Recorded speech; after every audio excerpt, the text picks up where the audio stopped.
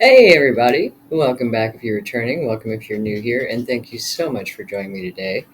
Uh, Friday. Oh my goodness. So, normally I get my videos done over the weekend to make my life easier. And this week I did not. So, if I look a little rough, I worked 11 hours today and it was like 90 degrees.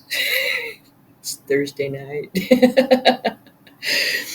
But we're going to use the tarot. It's the Light Seers Tarot. Get a card for today and see what topic we've got. Now, I have been deep diving on Carl Jung. Uh, his stuff is amazing. Oh, speaking of, oh my gosh. Okay, so we got the devil. The devil, which again is like our shadow side, the depth of ourselves, the things that keep screwing us over and we don't understand why. Uh, and so many of the things that are like openly associated with the devil card would be like addiction, um, weaknesses. And by weaknesses, I mean like, and this could go back to repeating behavior patterns, but the things that we do that sabotage ourselves and we don't understand why we do them. And that's exactly what Carl Jung's work was all about, oddly enough. Um, and it's fascinating because he talks about how it affects our relationships, how it affects our relationship with ourselves, this everything that we have repressed within. So when we're born into the world, we're born a blank slate. We don't have any fears, any beliefs, any behaviors. We don't have any of that yet. We're just this little blob of potential. And depending on how our life goes, that gets skewed. Not so much externally, but internally, because we start to adopt the beliefs of the people around us, meaning that if you are a very expressive child, someone may have told you that you were too much, and you learn to lower your voice or keep things in, dim your light, make yourself smaller to make other people more comfortable. Well, that goes on into adulthood, where you don't speak up for yourself. You don't believe that your voice matters. And because of this, you allow yourself to be treated in ways that aren't acceptable because you don't believe that your opinion matters. You don't think that if you speak up, anyone's going to listen because that's what happened way back when you were just this little blob of potential that somebody squished. And this is why I find his work so fascinating, because we cannot fully integrate into who we are at our core until we look at these parts of ourselves. And they're not bad, they're just the parts that were labeled bad by our environment, by our culture. Imagine if you grew up somewhere where women had no rights and you had to be submissive to men for your entire life. You would not even have begun to have a voice, to have an opinion. Your dreams would not have been from a soul level. It would have been from a culturally acceptable level because that's what you believed was available to you, not knowing any different. And so much of our shadow side is composed of those things that we were taught by our environment at a very young age were not acceptable.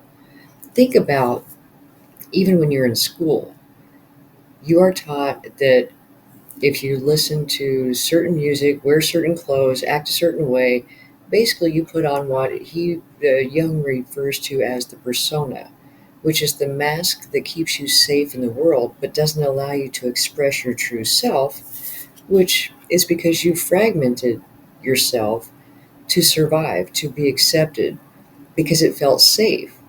You developed an unhealthy need to attach, which it's not unhealthy. We need to be attached as children because we're not able to provide for ourselves yet. However, our need for attachment, when we're fully grown, functioning adults, perfectly capable of taking care of ourselves, cripples us from becoming who we truly are because of the fear that if we expose these parts of ourselves, and again, they don't have to be bad things, they're just things you were told were not acceptable, it can be beautiful gifts. Think about all the men out there who were emotionally handicapped by their culture, who shut down their intuition. We all have anima and animus, female and male energy within us. Men were taught to shut down their feminine side and weren't taught how to, and not all men, but a majority. Okay, I'm just going with a generalization here, but taught to shut down their emotional side. They weren't encouraged to open up and talk. They weren't encouraged to learn how to identify and express emotion or how to healthily process emotion. Most men were told as young children, suck it up, you got to be tough, you're a man. Well, men have feelings too. We are whole, complete beings, regardless of gender. And unfortunately, at least in the United States, culturally, women have been turned into men because that's what's rewarded. Productivity, go, force, achieve, hustle. Guys, I wish I could get this. If you could feel this, when you stop pushing, forcing, striving, and you go into just a calm place of being, we've all heard it. We hear it, but it doesn't hit home until you do it. And it goes against everything in you because you're going to have to fight the feelings of worthlessness, of laziness, of, you know, I don't deserve to rest. Yes, you do. You do. And not only do you deserve to rest, you deserve the rewards that come from being in a place of feminine receptivity. And yes, guys, I'm talking to you too, because you have that part in you. We all could exist in a state of peace, not because everything around us is cool. That's control. Trying to control your environment so you can maintain your peace, that doesn't work. That's more hustling, striving, and useless effort at something you can never achieve. However, self mastery is available to all of us, and part of it is finding those parts of ourselves that we took away. We shoved in a back corner of our body somewhere and shut the door because we were taught that you shouldn't express yourself like that. What will the neighbors think? You can't wear that. You know, you can't listen to that kind of music. That kind of music's not cool. You're too much. You're too emotional. You need to calm down. Does that ever work? That never works. That's just like punching somebody in the face. Instead of saying you need to calm down, just punch them because you're going to get the same reaction. But anyway, when we go back and look, especially our intuition, because we're trained to be rational, mind based in our societies, in our cultures. For the most part, again, I'm generalizing based on having grown up in the United States. I'm familiar with a lot of other cultures as well, and there are some that are very, very in tune with the spiritual inner being. However, uh, many of the developed countries have pushed this mental achievement, success. Well, how about if we redefine success as being whole, complete human beings who aren't running around striving for what? What are we striving for? When we have when we have fragmented ourselves, There's a hole, there's a lack, there's a space, a void that is not filled within us. And in our understanding, as we perceive it from the logical world that strives for success that we've been raised in, we need to fill that with stuff, achievements, material things, outside validation. None of these things are going to fill that void. They will empty your bank account, they will ruin your relationships and steal your mental health, but they will not fill that void.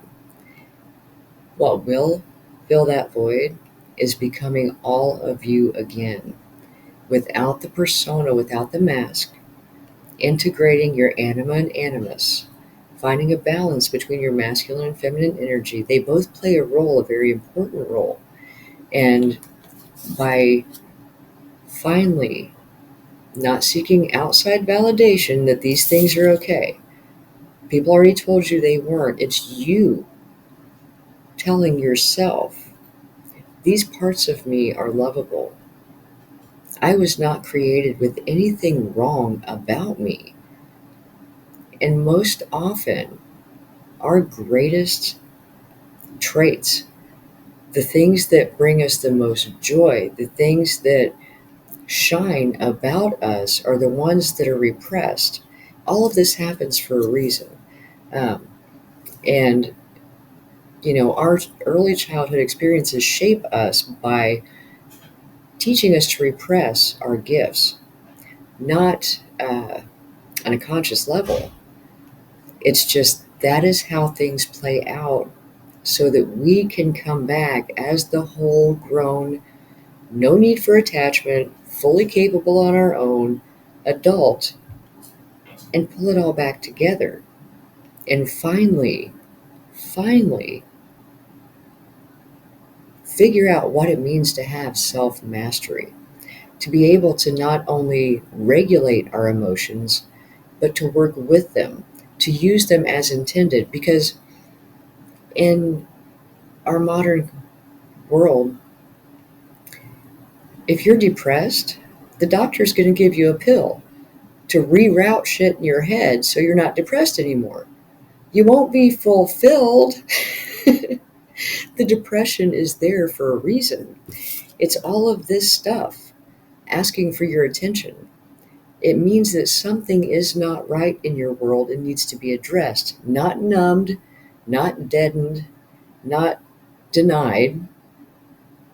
You need to look that thing head on, face it. What is this trying to tell me? Sit with that emotion. When we stuff it, it just grows. Because what you. Sorry, guys, it's been a long day. Um, Good grief, this is one of my normal sayings anyway. Oh, what the. It's not even that complicated. What you resist persists.